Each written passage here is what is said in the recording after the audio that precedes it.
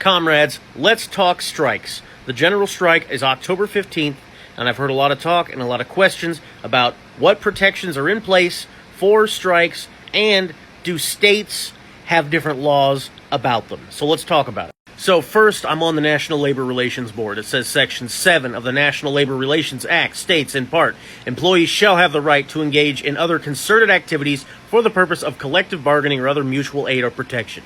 But it's not all sunshine and rainbows. The third paragraph here, it is clear from the reading that these two provisions, the law not only guarantees the right of employees to strike, but also places limitations and qualifications on the exercise of that right. So let's talk about that. So it seems there's two sections of lawful strikes.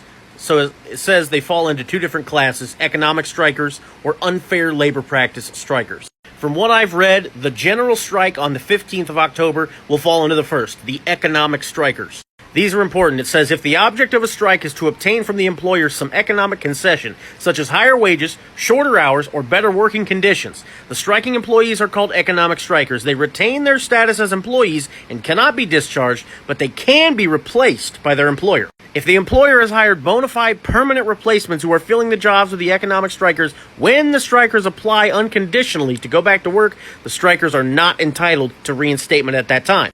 However, if the strikers do not obtain regular and substantially equivalent employment, they are entitled to be recalled to jobs for which they are qualified when openings in such jobs occur, if they or their bargaining representative made an unconditional request for their reinstatement. Now, unfair labor practice strikers, there's a little bit, but I don't think it concerns us. Let's talk about unlawful strikes. Most of this bottom paragraph will not concern us because we are not promoting unfair labor practices to be carried out in our jobs. However, there are unlawful strikes based on misconduct of strikers. So I want you to pause and read this middle section: who engage in serious misconduct, physically blocking persons from entering, threatening violence, and attacking management. We cannot do that. It makes the strike unlawful. And of course, there at the bottom, striking or picketing a healthcare institution without notice is an unlawful strike. Do not do that. Now, I've heard comrades talk about strikes being illegal in their states, most specifically Mississippi. So this is Title 37 of Education, Chapter 9, Section 37-9-75, Strikes by Teachers.